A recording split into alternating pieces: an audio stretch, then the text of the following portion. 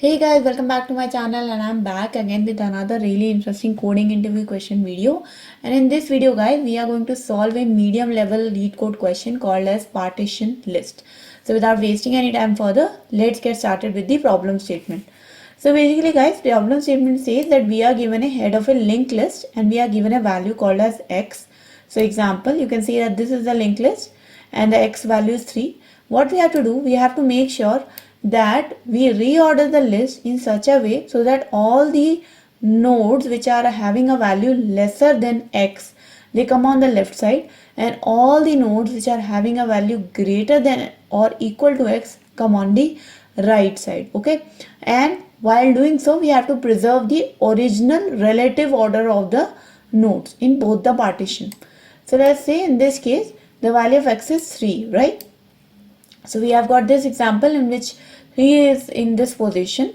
So when we partition this list, or I can say we reorder this list, all the nodes which are less than 3 in the exact same order, exact same of their relative order, will come on the left side. So the node which is first, that is less than 3, is 1. So 1 comes here. Then you can see on here the next node which is less than 3 is 2 and another next node is 2. So 1, 2 and 2, they come together on the left hand side, and then on the right hand side we start putting the nodes which are greater than or equal to 3 but in their exact relative order. So the first node which is greater than 3 is 4, so then first node is 4, then the node which is greater than equal to 3 is 3 itself, so then we get 3, and the last node is 5. So this becomes our linked list, and that's what we are returning. Another example, you can see there are only 2 nodes. The value of x is 2. So obviously all the nodes which are less than 2, which is only 1, it is going to come first, and then after the value of x, okay, the node which is equals to x. Constraints are that the number of nodes in the list is in the range from 0 to 200, and the value of the node goes from minus 100 to plus 100, and the value of x is also the same. Okay. So now that we know about the problem statement guys, it is pretty straightforward that we need to come up with a solution approach for this. Now let's discuss the solution approach. So what we are going to do guys, we are going to actually use a 2-pointer approach for this particular question. And in this 2-pointer approach, we are actually going to create 2 dummy pointers. One is going to be your left dummy pointer, or you can also think of it as a left dummy linked list. Another is going to be your right dummy linked list. Okay, so let's say that one is going to be my left dummy, that is going to be the head of my ahead of the partition, which is the left partition of my linked list. Okay, so this is going to be let's say a dummy node, and you can keep the value to 0 or minus or whatever. And then we are going to create a right dummy node, which is also going to be a by default value of 0, whatever value you want to assign, that's up to you, right? So this is going to be 2 dummy nodes, and what we are going to do, we are going to make this dummy node the head of the linked list which is at the left, so this part, and this right dummy node will become the head of the right linked list that is greater than x or equal to x. Okay, now how we are going to move forward with it, we are just going to simply traverse our linked list. So while, or I can say simply traverse the head linked list. So head is this head node that we are given, and we are going to continue from here. What we are going to check, that if the head value is actually lesser than x, that means it is part of my left linked list. Okay, if it is part of my left linked list, what I am going to do, I am going to simply make my left dummy. So remember that left dummy is actually the head of my left linked list, left dummy linked list. Okay, so if this is the root of my left dummy linked list, I can set its next node to the current node. Okay, next node to the current node. Why? Because my current node is a node which is lesser than x. So obviously it's going to be part of my left linked list. So now the head of my left linked list is pointing to, or if the next value of the head of my left linked list is the value which is lesser than x. Okay, and then finally what I'm going to do, I'm going to move this next pointer. I'm going to move this next, or this becomes equals to this dot next. Okay, I'm going to move my left pointer to the next pointer, so that let's say, so first we are here, right?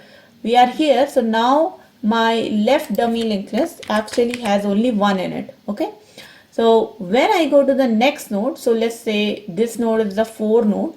So this node is obviously greater than 3. So I will not go into this if condition. I will actually go into the else condition. And you guys have already guessed it, that in the else condition we'll do the same thing, but instead of left linked list, we are now populate our right dummy linked list, and we are going to assign that value to my right. So when we go with this step, and when we are at the next node, which is node number 4, what will happen is that my right dummy linked list will have this node called as 4. Okay, and finally when this whole if else condition will be completed, I will just move my head to the next head node. So I will just going to move to the next node.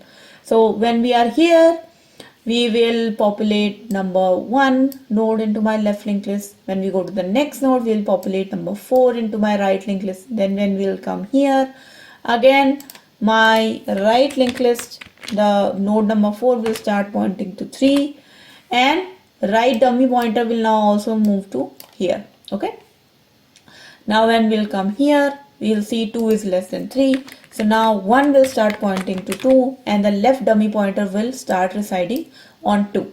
And while continuing this, what will eventually happen is that your right dummy linked list will look something like this, and your left dummy linked list will look something like this.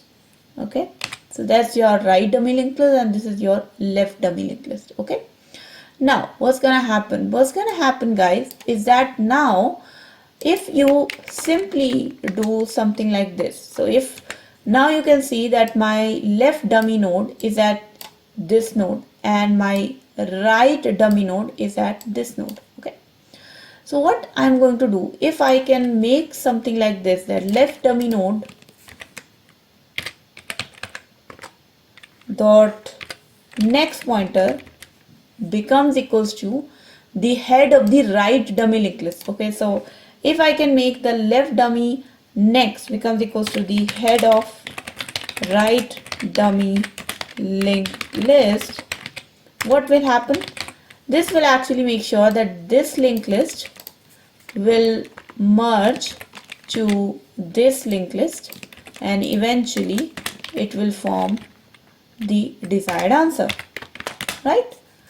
So when I'm going to do this, I'll get my desired answer, and finally what I will have to return, I will just have to return the head of my left dummy linked list. So what is the head of my left dummy linked list? This was my left dummy linked list, and the head of my left dummy linked list is the root node, which is 1. So when I will return the head, it will actually point to the correct reordered linked list that we want to return. Okay, so guys, I hope you are now clear with the solution approach, how we are going to create the linked list and how we are going to move it, how we are going to create these two left dummy linked lists and right dummy linked lists, and finally how we are going to merge them together and return the head of the left dummy linked list. Okay, so if this is clear to you, let's move on to the coding part. So the first thing first, guys, we are going to actually create a pointer to our left linked list and right linked list, and we are just going to create some dummy nodes on it. So list node left becomes equals to new list node, and let's say we are initializing them with 0, and then same thing with right. Okay, Now these are the heads of my left linked list and the head of my right linked list. I'm not going to touch them because what I want is the reference to these two pointers after their linked list is completely populated. So after the left linked list is completely populated and the right linked list is completely populated, I would need access to these two head pointers of left and right linked list to merge them together and to return my answer. So I'm not going to touch them. What I'm going to create is two other pointers which are now going to actually populate my left and right linked list. So list node left tail becomes equals to left, and then list node right tail becomes equals to right. Okay, so right tail and left tail are going to actually populate my left dummy linked list and my right dummy linked list. So while now I'm actually traversing my original linked list. So while head is not equals to null, and if head dot value is less than x, so if the value is less than x, we know we have to populate the left linked list. So what we are going to do, left tail dot next will becomes equals to head, and then left tail becomes equals to left tail dot next, so that next time the head dot value is lesser than x, we can point it to the next left tail node.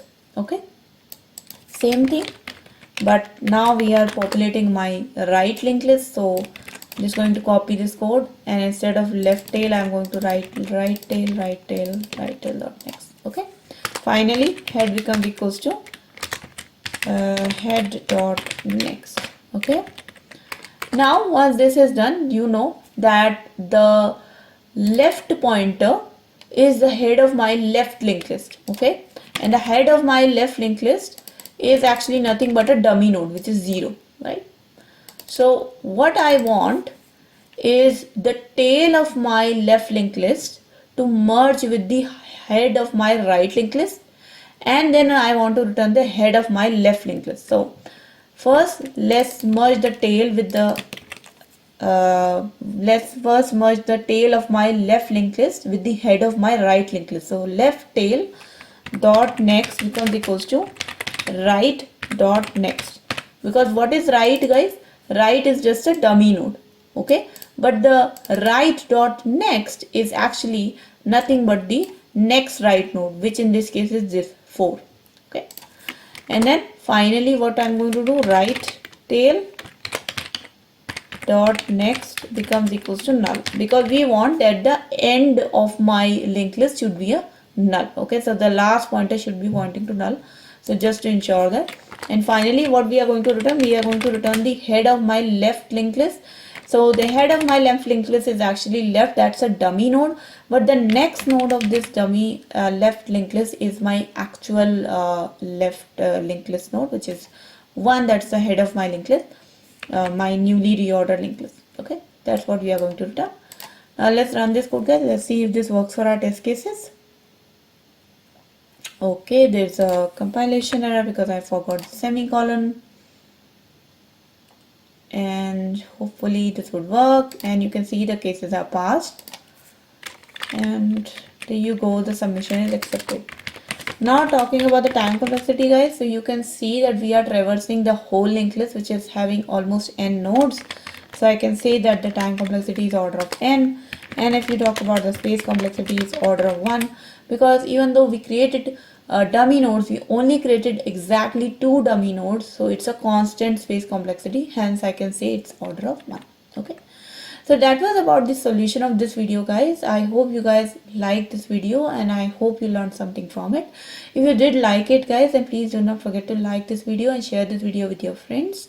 And if you have any questions, comments, suggestions, feedback for me, please do write down in the comment section below.